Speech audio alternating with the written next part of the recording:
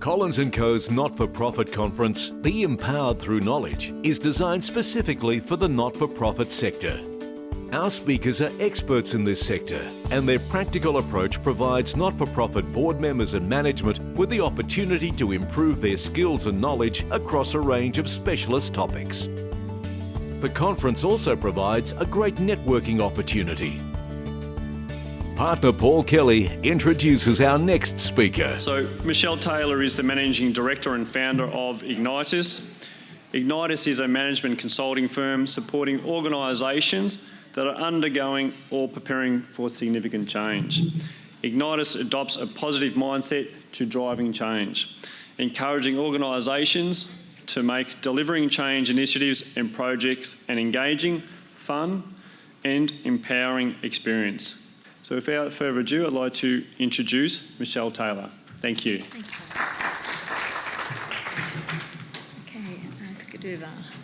Hi everybody. This is such a big room to be presenting in today, and wasn't Meredith's presentation fantastic? I was really impressed by that. I was hoping to do a bit more of a workshop with us rather than just make this a sort of a speaking event today, which is why we've spread it out over 2 sessions. So we can take a bit longer, but it's really so that you can be more engaged in it rather than it just be a one-way sort of speech from my perspective. But to do that and to make that really work, I need to find out a couple of things. Firstly, who printed out the activities sheets that I sent out today? Can I get a show of hands? A few, but not very many. Okay, that's fine, it's all good. What I'd really like to do is to actually ask you to come up to the front or invite you to come up and sit together.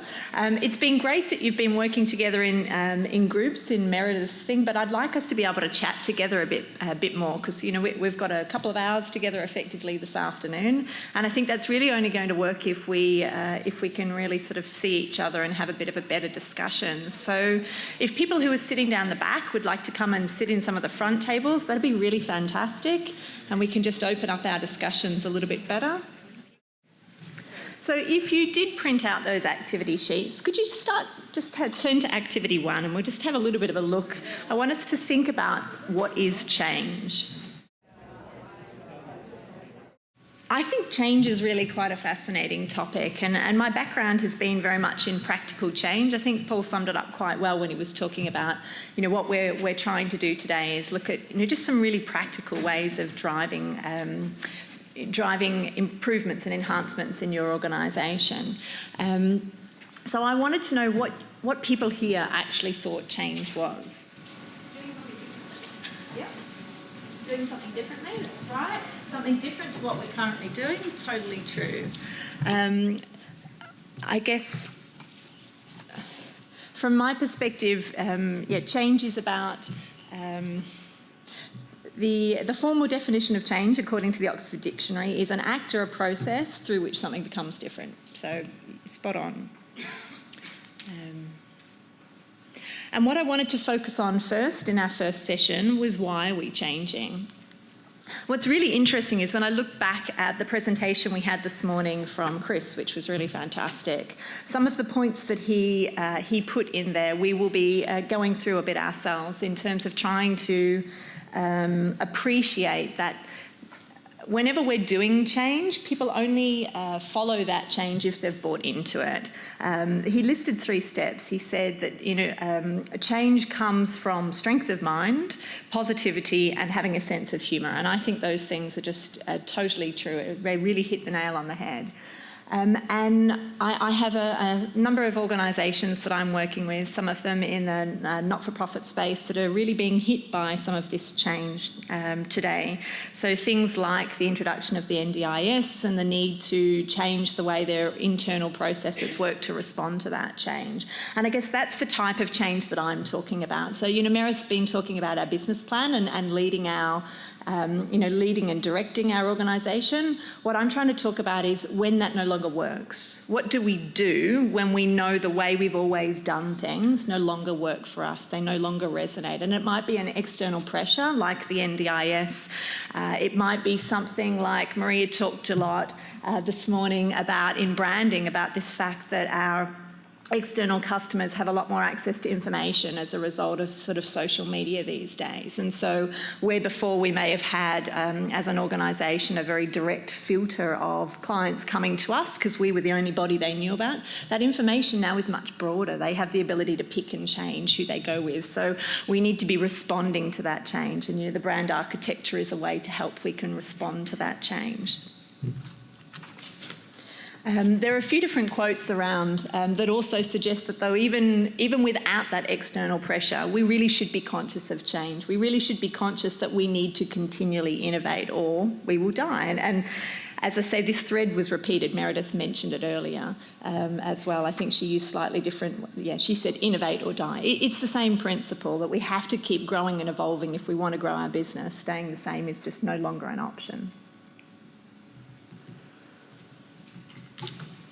Okay, so why am I here? I'm here because I love change. I love making things change. I really thrive on improving processes, improving our ability to react and to respond, and I used to do that in the very large corporate sector. I implemented a lot of change projects in large, the IT space in terms of large IT project delivery. So I did that for global organisations. We'd take a piece of software and we roll it out to 26 countries. I do it with very complicated change processes, so systems that were very or needed a lot of integration internally. So loads of internal stakeholders we needed to get on board to sort of put that all together and to make that change. And the thing that I found that really resonated was that a lot of people take for granted the people element of that change. And it's very easy to go, it's just a system. Let's just put that system in. But actually,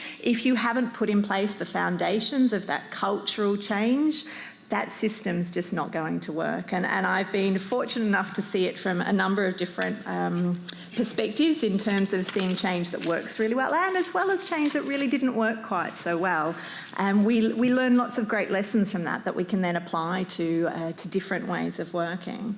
So what I want us to talk through is building up that case for change. I really want to start with that messaging element, that getting the right message behind the change we're going to do is just so vitally important to making that change stick and embed in your organisation.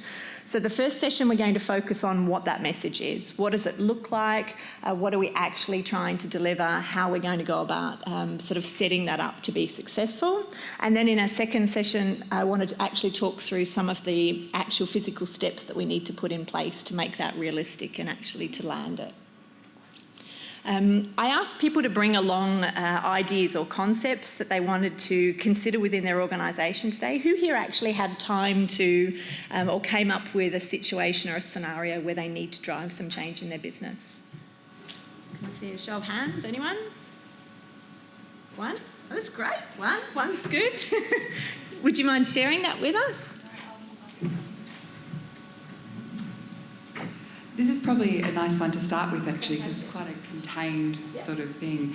I've got a structural challenge with a client that I'm working with. Mm-hmm. There are 200 employees, and they're a service-based organisation that have grown to accommodate a very rapidly increasing demand. Mm-hmm. So they've just taken on jobs as they've needed to. They've come up, and so there are people working in jobs that they're not necessarily best cut out for, and they're knocking themselves out trying to do too much work and sometimes the wrong work.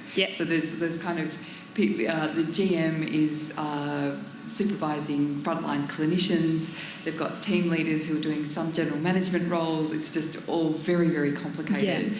So we're looking at creating a structure, no loss of jobs at all, but just a structure that obviously will be a big change to really definitely matching capability to the right complexity of role and making sure the right people are doing the right work. Fantastic. Right. That's a fantastic example. And because behind that is that level of uncertainty, right? So it's the first thing that comes when people think there is change is, what does it mean for me? why is it a good thing? Why would I want to do this? And unless you can win them over very, very early on, the first thing they'll do is push back and object.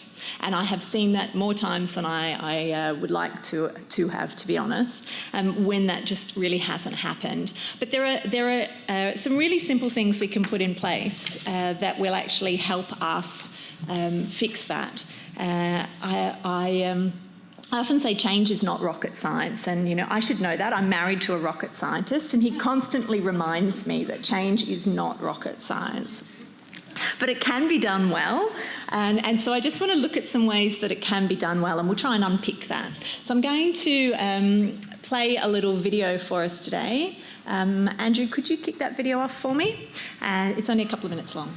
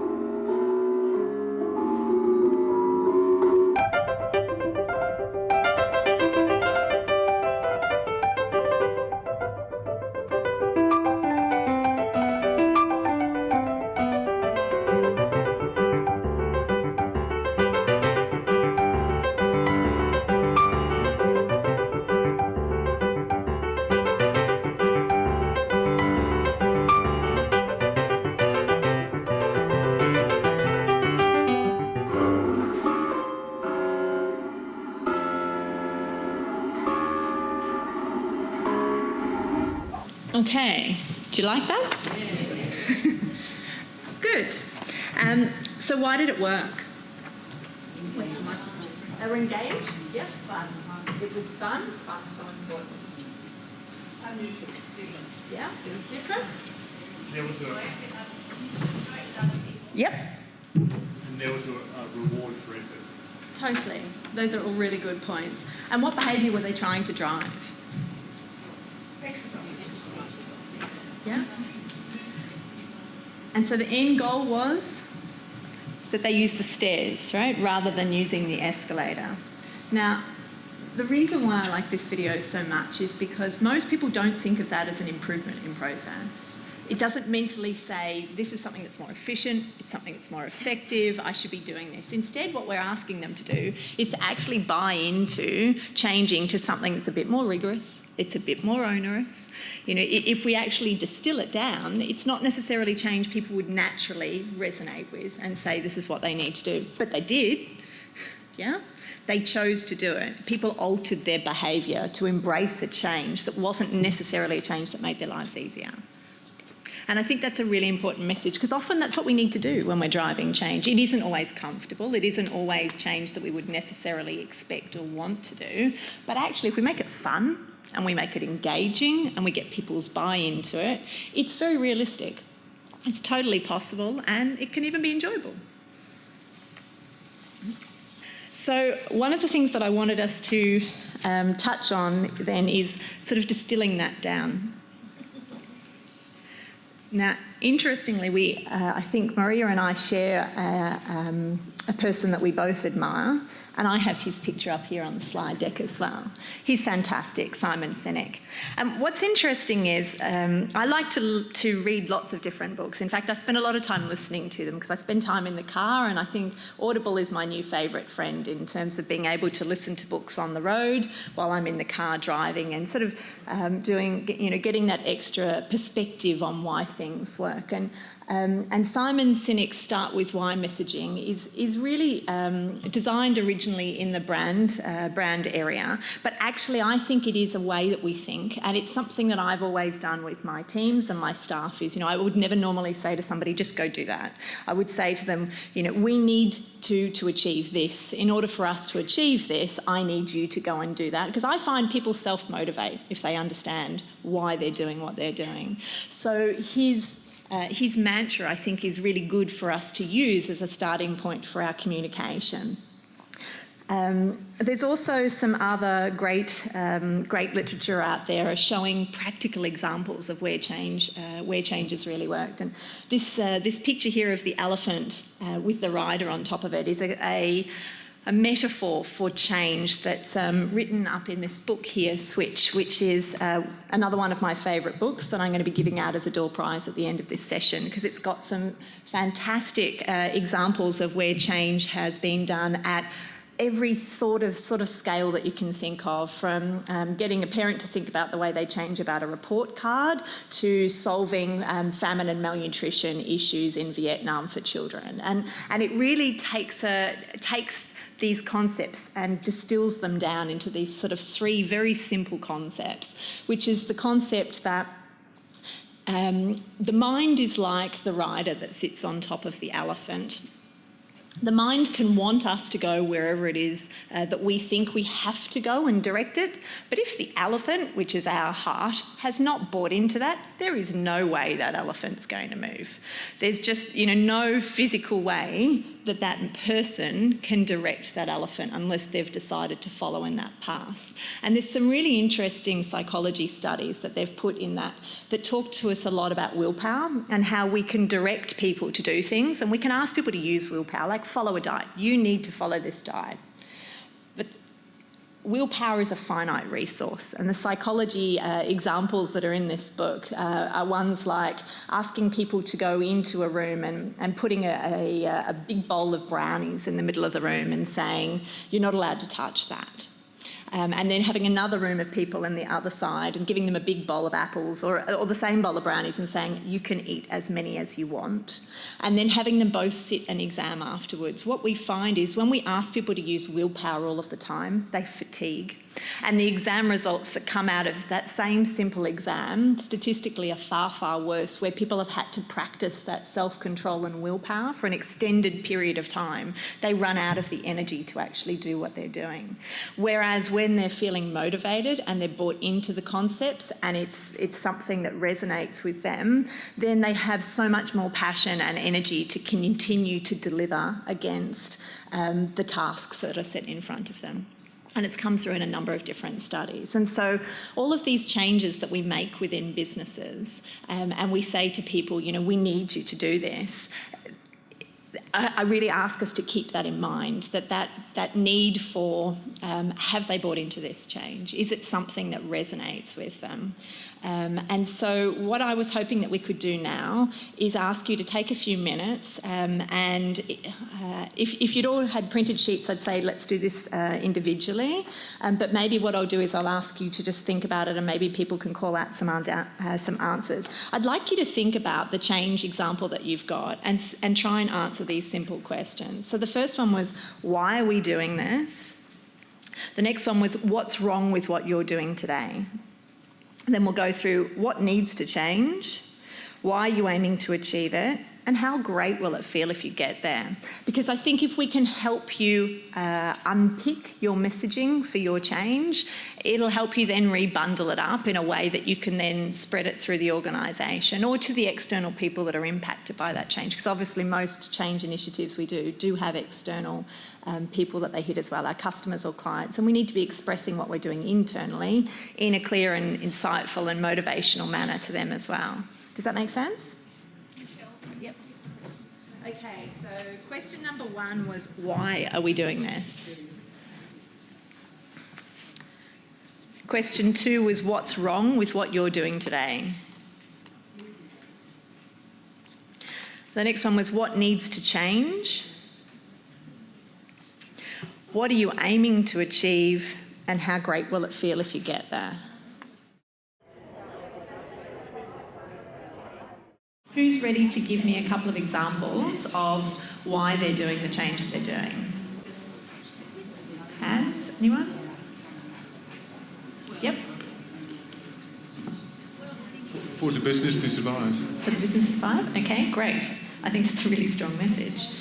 Have you looked at the next question then? What's wrong with what you're doing today? You're working on that one? Okay. Does anyone have an example they can give of what's wrong with what they're doing today?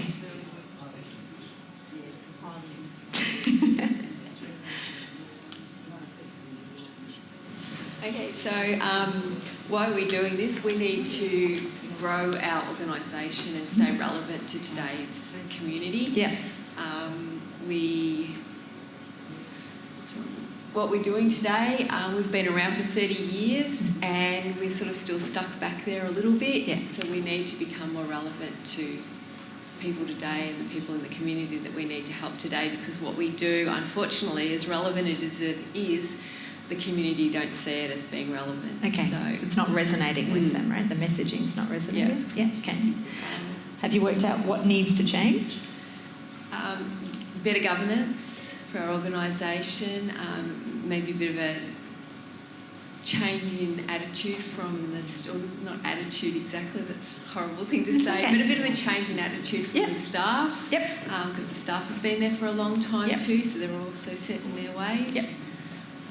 And what are we aiming to achieve is, well, come back to our initial problem, is we want to become more relevant to the community. Which then means growth, and right? to grow and to be able to help more people in our community. So, grow or die. yeah, basically. It's true though. And how great would it feel if you got there? Absolutely brilliant. It would, fantastic. That's fantastic. Thank you so much. Does anyone else want to share? No? Anyone? Yeah? I'm going to come back to you, if that's okay. Hi. Thanks, Bill. We have a lot of volunteers, and we've discovered that we have a fairly high turnover. Yeah. And so we're concerned about that. Okay. So what needs to change is, I think, the way we are looking after and supporting our volunteers. So what are we trying to do? We're organising more get-togethers so they can actually share their own stories. We're being more intentional about professional development for our volunteers, and that's where we're at this stage. That's fantastic. And where do you think your vision is going to go? Where are you going to get to? Well, we hope we'll have a more consistent base for our volunteers so that we can, because we'd like to use the apprenticeship model to train people as they come in. So we want some good experience. Yep. We're losing some of our more experienced ones, so we're looking at ways of building that base, because we want to use that as the base model. And I think that's the main, is to build up a consistent base. And how great would it feel if you got there? Would feel wonderful. It would also help our clients feel more acceptable as they come. Yep. Because we have some very disadvantaged clients and so on, and some of them are very nervous about coming. So we need to have the confidence in our receptionists. And continuity brings that, That's doesn't right, it? yes. Yeah, continuity of staff. Yeah, fantastic. Thank you. Thank you for sharing. I had a volunteer down here. Should we do one more? That was you. Would you like to run through your example? Yeah. Fantastic. So I work for a disability service provider, and NDIS is probably the biggest thing that we're having to look at when it comes to change. Yeah. So why we're doing this, we're doing it for survival purposes, because you need to adapt, otherwise you won't be around for much longer. Yeah. What's wrong with what we're doing today? Probably too heavily reliant on government funding, and need to develop independent revenue streams and also build better relationships with key stakeholders in the business. What we're aiming to achieve is to make sure, well, it's really survival probably in the first 18 months and then growth. Yeah. And if it'd be just nice to still be around. So it'd be a pretty good feeling if, 2 years' time, we can say that we still work for the same organisation and we've been able to change accordingly to meet the needs. Yeah, and I think that's a fantastic thing because, you know, the community health sector puts so much energy and effort into helping others and has developed a model to do that. And the NDIS brings some really big challenges in terms of the way that it works that need to be then communicated. And it's just so important that then the staff buy into those changes in process because, as you say, without it, you won't be around. But it is such a radical change in comparison to the way that operations have historically been run. A mindset change is required, yeah, totally. Thank you so much, everybody, for sharing. That's fantastic.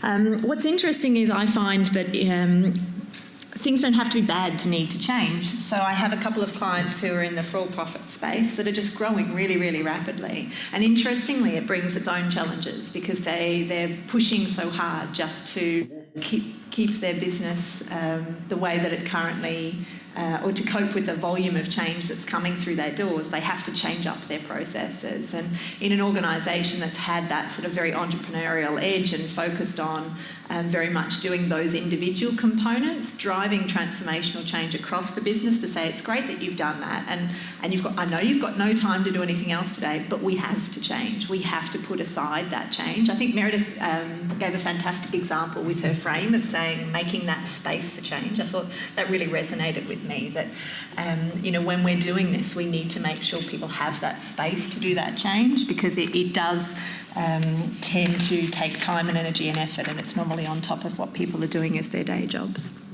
It's a challenge. So, you need a strong sponsor. I thought Santa was a pretty good sponsor. I thought he'd deliver a really positive message to us. Because it is the messaging. There's so many things that we do.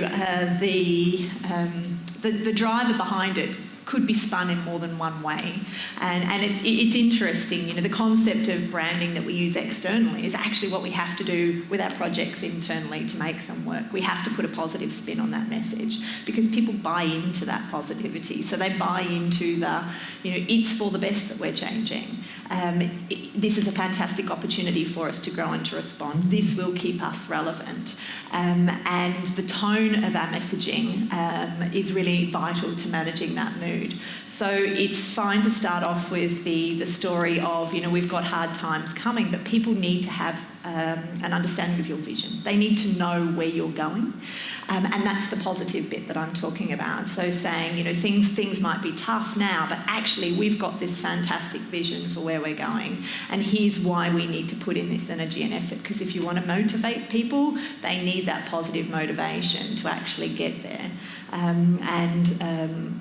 One of the other books I'm going to be giving out this afternoon and the concept of fun that we were talking about earlier and happiness really resonate on the statistics for getting people to even just do well in their day jobs are based on that concept of feeling good about the change that they're doing and buying into it. So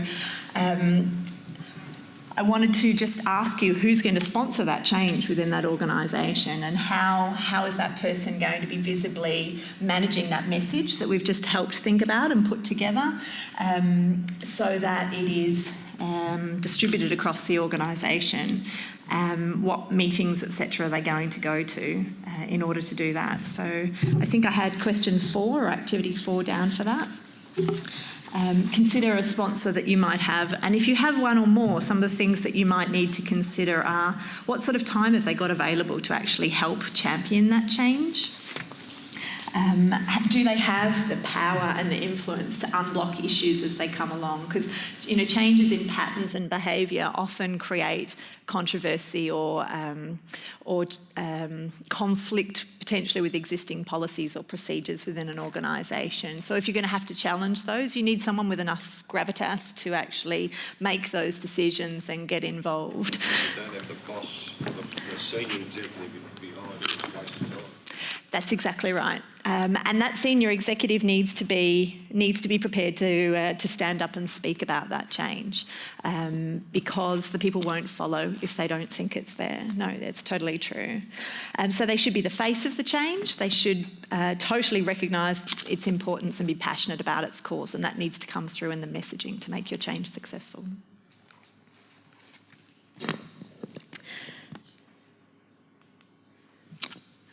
Okay, so another thing that Meredith touched on, and there really is lots of similarities between types of change that we deliver across organisations, was the concept of stakeholders.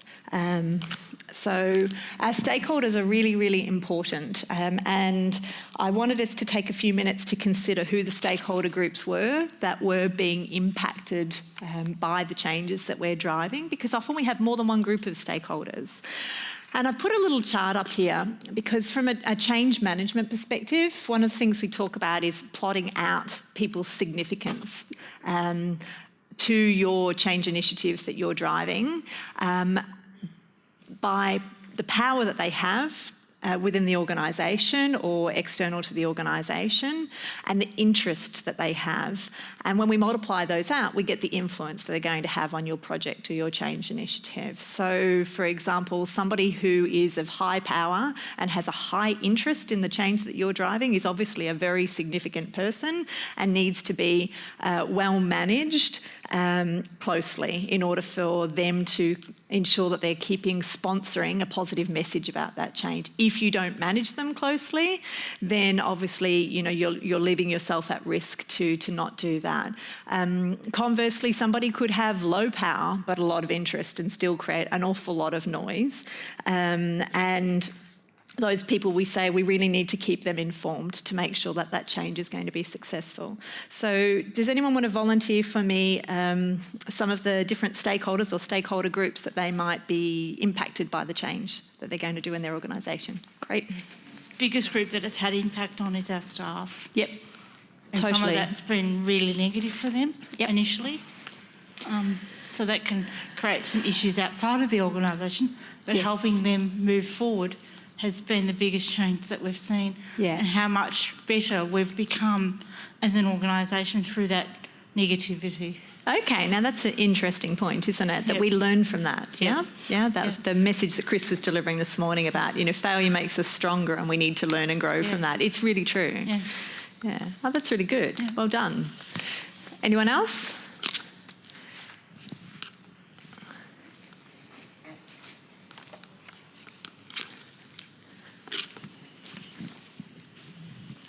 Just as a general group of stakeholders, you've got clients, families, government suppliers and staff. Yes. They all have a vested interest in a successful outcome. Most definitely. And if you don't get all, you've lost all. But they all need to be managed differently as well, right? And so one of the things that I wanted to move on to, and I'm just trying to work out where I've left everything behind since I'm roaming the floor, so apologies, is that sort of communication. So how are we going to communicate to those different groups? The right communication feels just right. I put the chairs up there because it makes me think of Goldilocks. The right communication means not too much communication where they feel like they're being bombarded with information and so they tune out and they stop listening. Not too little information so that they feel like mushrooms, like you're never telling them what's going on and that they're not being included and that they're not involved. It's got to feel just right. It needs to have the right tone, and I would really recommend that when you're planning out a piece of change to consider putting in place a communications calendar to do that. So, for example, I did a big global rollout for an e-recruitment project, and what we did was every time we were scheduling a go-live, we would schedule a communication to go out 1 week before that go-live and then another communication to go out 2 days after. The 1 week before said, get prepared, everybody. This is how you're going to need to transition. This is what you need to do. The one that went live 2 days after was, wow, we did a great job. Let's really celebrate that success. And that helped. So we were doing things country by country and adding on functionality as we went. And that helped continue to drive momentum and change across the organisation because it was that sort of small incremental change with constant reinforcement of messaging. And we used different groups within the organisation. So it was quite a large organisation. So it was internal staff that were being hit by it, but they fell into different buckets. So we communicated with them differently. If there was someone who was impacted by actually using the tool on a day-to-day basis, they got a very different message to somebody that just saw the results of that and might only see the end outcome on the website or something like that. So make it fun. the aim is to make sure that that communication that you're doing with them, tries to draw on things like that video we saw before. It doesn't have to be big and expensive, but it might be posters, it might be postcards, it might be emails, it might be internal text messaging like Meredith was talking about in terms of chatter forums. Change it up a bit. If it's a long project, use a few different things, make sure they feel engaged, and try and tap into any existing communication forums that you've got out there. So if there are regular meetings that are already happening, try and make the most of those meetings just to get a little bit of airtime, to give people a little bit more information about that change that's coming on, to sort of keep that feel of just right. So put in place an activity. Once again, I just want you thinking about, what would this mean for you in your change that you're doing, and how would you implement that within your organisation? And I was looking to say, note down, this is activity 6, 2 different forms or methods of communication that would be effective for you, and consider any existing forums. Does anyone want to give some examples of some communication methods they might use on their change? We come back to you? Yeah, fantastic. It's funny, I think so often we tend to lean into the existing things like intranet and email, Yep. and it sounds so simple, but so often just having face-to-face conversations can be a critical way of actually gaining trust, building real relationships, and having that sort of strength of a real relationship to build change from. Yeah, and people see that it's genuine because it's there, and they can see the intent behind it. And there are lots of statistics about how much information we get out of people's voice, how much information we get out of the written word, and how much information we get out of that face-to-face contact and reading the body language that's associated with it. The messaging is so much stronger. I'm rubbish with statistics, but it's something like 3% of the message comes through in the words, and 10% comes through in what is said, and like 80% comes through in our body language. So if you can do face-to-face communication and that's feasible, fantastic. It's a great mechanism. Has anyone else got any examples? No? Yeah. Like having team meetings and things like that, sort of just taking that point a bit further. Yep. So people can ask questions. Have I got that on? Yeah? Sorry, can I ask you to hold that so they can hear you properly? Thanks. Yeah, it's just saying team meetings where people can ask questions. Yep. And actually encouraging people to ask questions. Most definitely. Sort of a lot of people, I don't want to be a part of this, or I'm scared about this, and am I going to make a fool of myself and all that sort of stuff. So. No, it's really, really important. And when we talk this afternoon, what I'll also be touching on is when to have those meetings, because I think that's the timing of that is really, really essential. But most definitely getting people involved in those meetings. It's that balance of making it feel like it was worthwhile for them to attending. So remembering the same thing that drives us all is what's in it for me. So if they're going to come to a meeting, that's great, but what's in it for them? What are they going to get out of it? And that ability to actively ask those questions is so important. I just want to ask a question. Yep. What if the stakeholders are vested in other things as well? So you have a stakeholder that you're a small, it's a large organisation, you're a small program within a large organisation, and those stakeholders may not even open your email, they're not vested in but you want to inform them of what's going on. Yep. Any strategies of how to get around that? It happens frequently.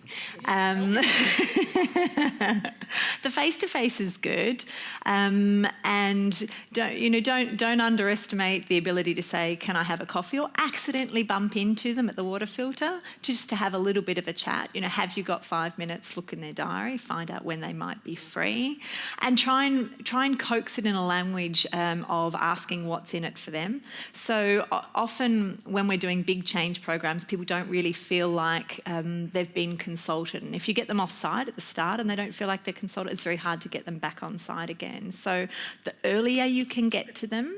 But they're off side. Have you ever read How to Win Friends and Influence People? Well, I've read a bit on elevator pitches at the moment. I'm Okay, well, it's good to have a good pitch. That's really important. But what's interesting is that although it might feel like they're offside, people always do things with the best of intention for them. We just can't always see what that best intention is.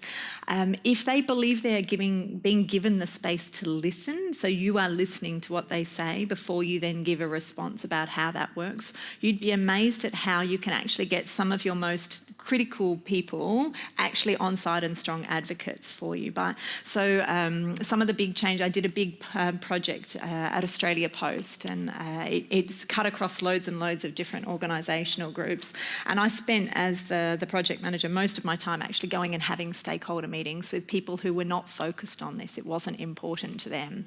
But giving them the time, so I had to make the time to listen to what was important to them. So give them that opportunity for them to speak, and then try and draw out those similarities, because most of us think in similarities. So, that's important to you. Oh, great. Actually, that's really important to us as well, because if they can make the connection with what you're doing and what resonates with them, then they're more likely to listen. And then once you've got their attention, you can go, and actually, so what problems did you say you were facing in your area? We might be able to help you with that.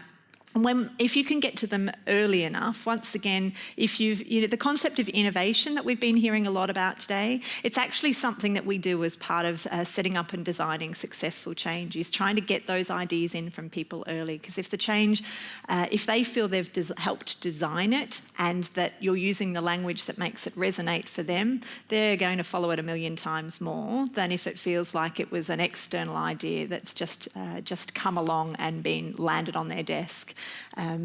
As a consultant of many years, I've seen the difference between those opinions, and yeah, it's amazing the insights you can get.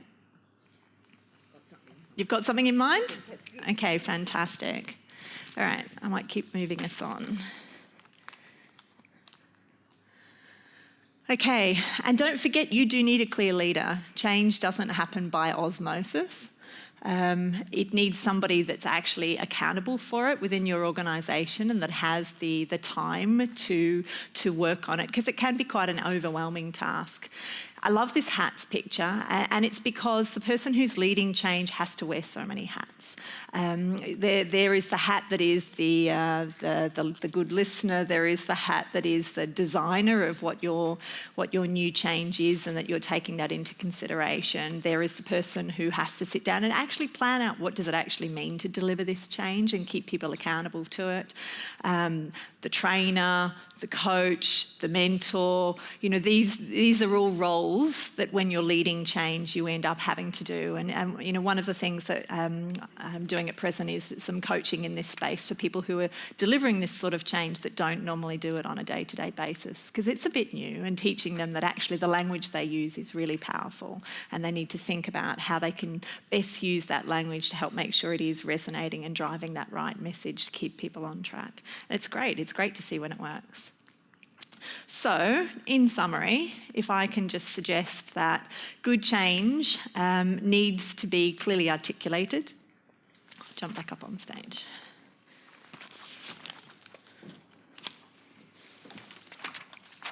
Sorry. Too many microphones.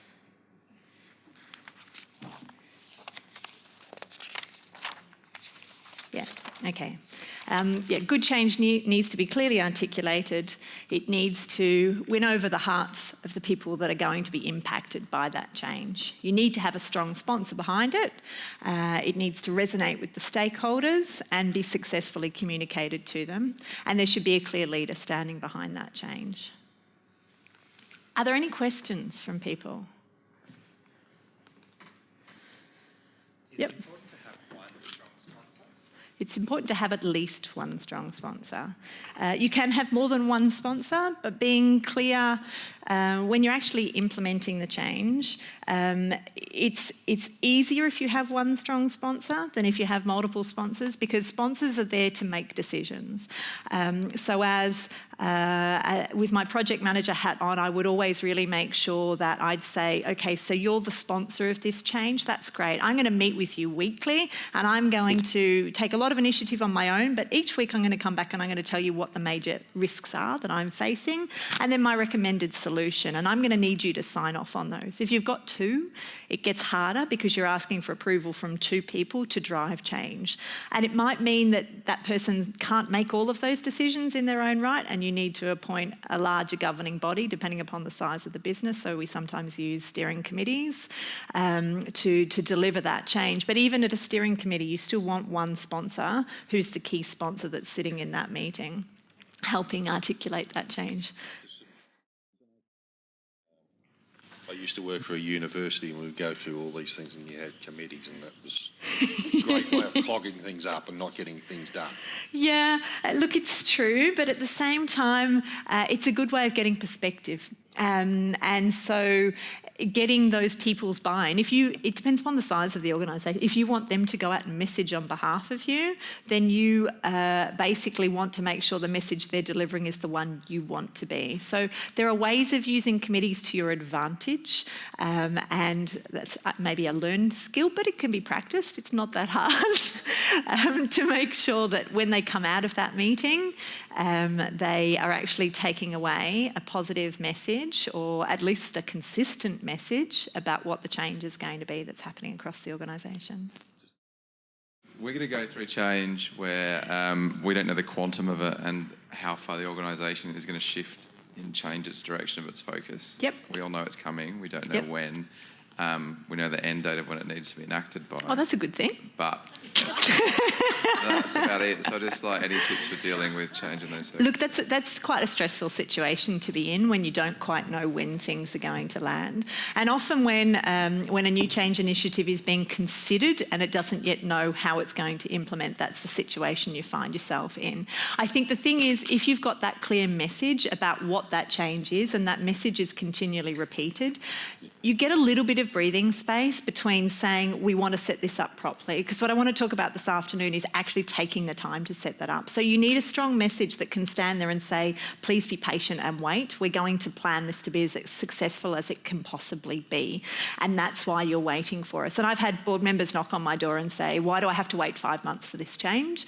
I want it now. And I say to them, but remember that last project that we did? Well, that's how we worked last time. And, that's why I'm here 2 years later running exactly the same project that I ran last time. And that's why this time we're going to do it my way. And my way is a bit slower and a bit more incremental, but it takes people on that journey with us. So please be patient. It's going to be much, much more successful, but you need to bear with us. That's right. Anyone else? We done? I'd just like to say thank you all for participating. It's you've been a great audience. And I'm hoping to hear from you more in the next session. Over to you, Paul.